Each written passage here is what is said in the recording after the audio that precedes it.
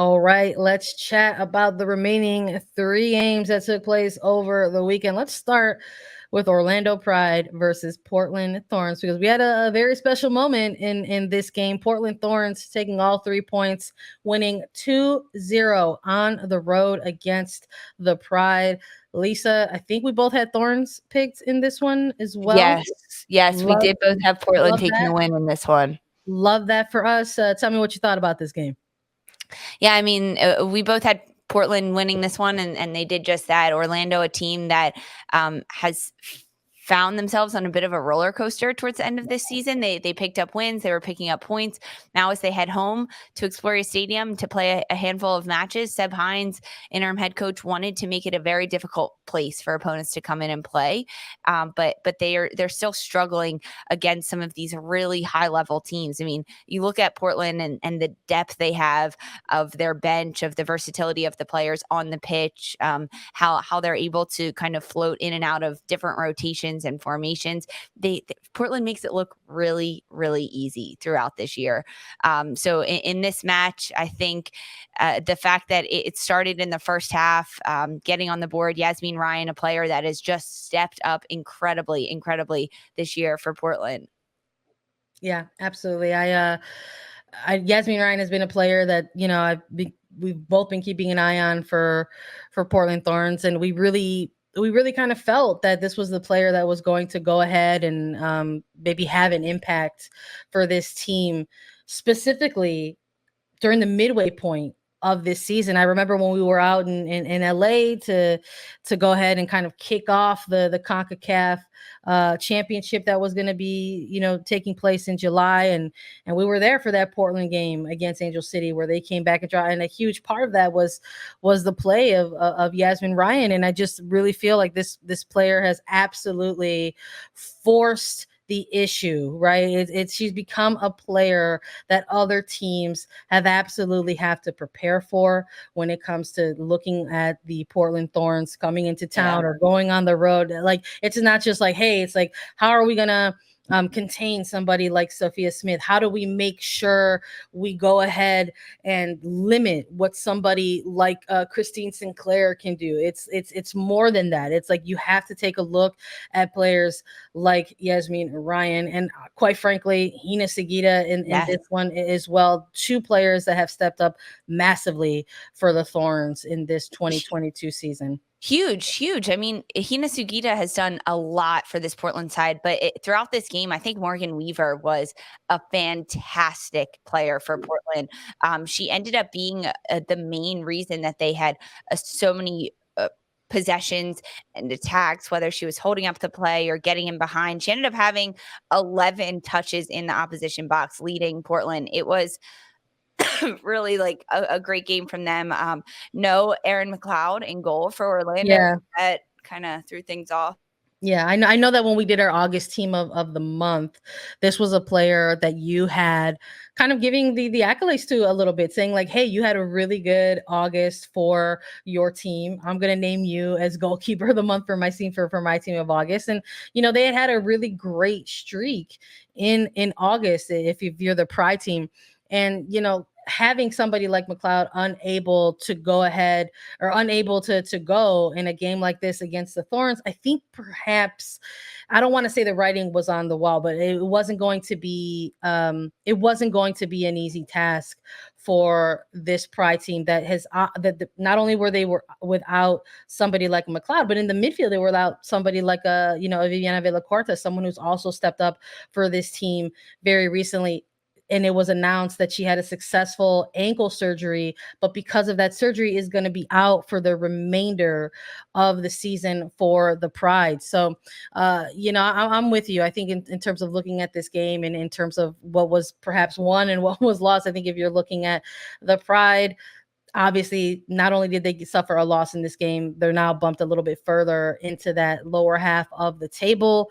Still on the outside looking in, not too sure if they can still find their footing and make a run, quite frankly, at this point. Mathematically, no, they're not eliminated, but they've got some very interesting games in front of them, and they're going to possibly be without some pieces, right? And then you're looking at the Portland Thorns, the other side of things. Not only do they get this 2-1 or 2-0 win over the Pride, they end out the game not only on that win, but on another positive note by reintroducing Crystal Dunn into the match and getting her some Huge, minutes. huge. This is insane. I mean, when this happened and I mean, frankly, availability report came out and she was not listed as out for maternity leave. I mean, this is amazing. She's a Yeah, superwoman. I love it. I love it. That was, I mean, quite frankly, um, Highlight that's of the possibly my weekend, favorite part of the Sandra? game in this one. Yeah. I love it. Let's chat a little bit about another winner that took place over the weekend. Let's talk a little bit about Houston versus Angel City. Excuse me, these are the draws that we're talking about now, not the winners. That was the first segment. We got two draws to close out our episode today. Let's chat a little bit about Houston Dash and Angel City. This one closed out the weekend. This one a narrow scoreline, 1-1 for the draw in this one. But I like the goals that came out of this game. Massive stunner of a goal from Maria Sanchez. You love to Holy see it. cow. I love to see it. It was a beautiful goal. Quite frankly, could be a candidate for goal of the year. I don't know. That's just me. I'm just saying. Yeah, this goal was fantastic from Maria Sanchez.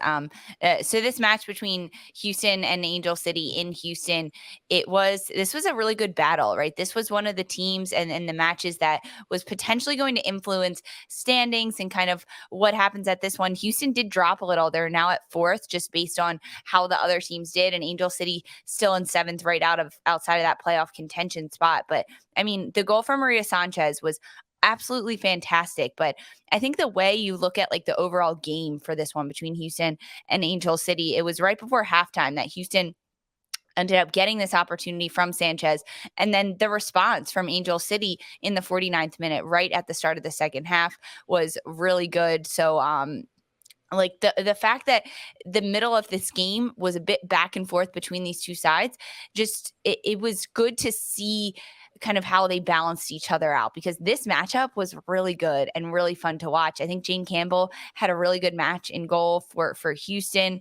Simone Charlie ends up getting the goal for Angel City in this one, and a bit of a breakdown defensively for Houston's side. That I was gonna say I'm gonna walk that back a little bit. I don't know. Jane Campbell had a pretty big gaff in this one as well. Yeah.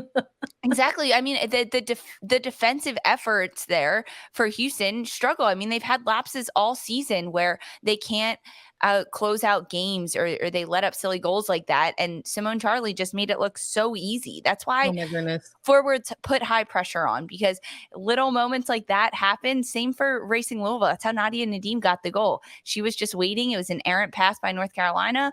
And same thing here for Charlie. And she's able to just walk it in the goal, and these two sides end up splitting the points. Yeah, I'm with you. I think Simone Charlie has been really bringing it on for Angel City over their most recent weeks. It's like, this is a team that has been without Kristen Press and will continue to be without Kristen Press for the remainder of the season due to her ACL injury. But they've also, been without Sydney LaRue as well, who's been sort of navigating an ankle injury. But looking at Simone Charlie and her ability on the pitch, and not just like as a forward who is able to like capitalize on what defensive backlines give her, finding those pockets of space and exploiting them. But the leadership that it looks like she's providing this team right now on the pitch, I think, is not being talked about a whole lot.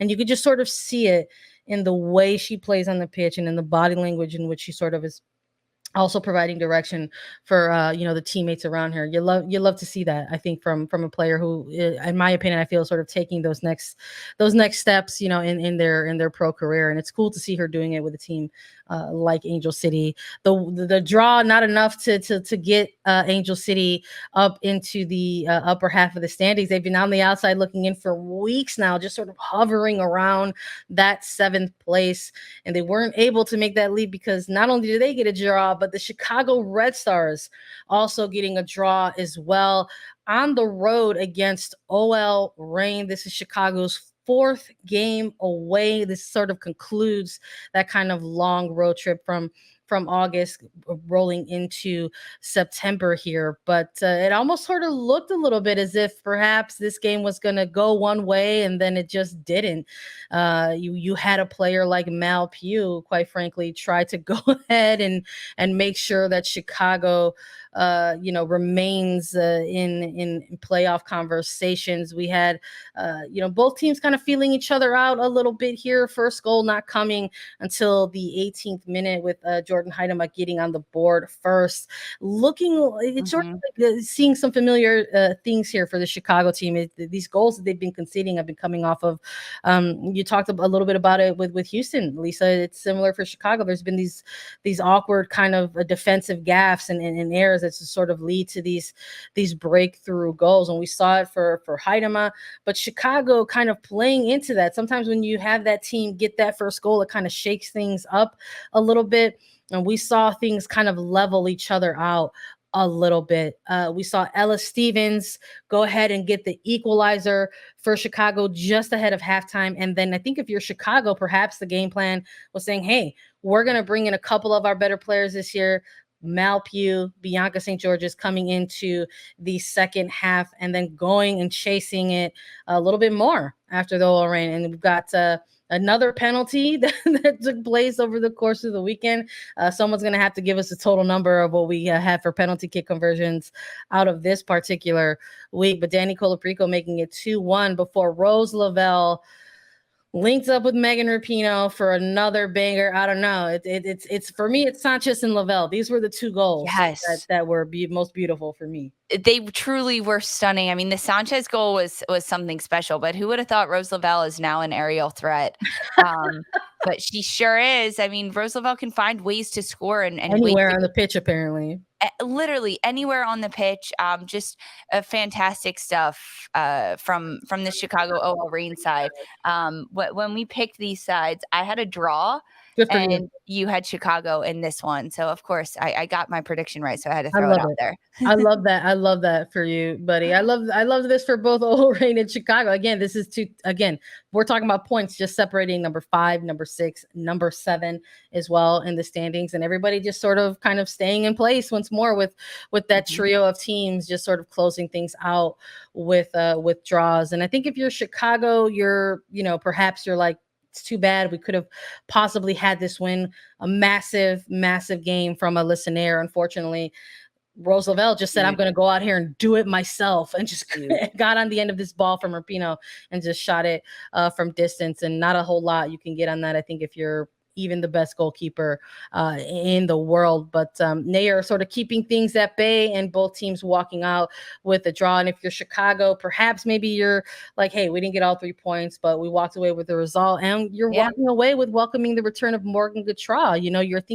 You're looking at your roster in front of you. You're looking at the matches in front of you, and you're saying, hey, what can we do to possibly really make a run here? And I have to imagine somebody like Gautrat working her way back into form is going to be helpful. And I think with a game like this that ended up shaking itself out to a draw, you're grateful to have a player like that who could maybe kind of settle the ball down and help you close things out. But we'll see where that takes Chicago. We'll see where something like this takes OL Reign.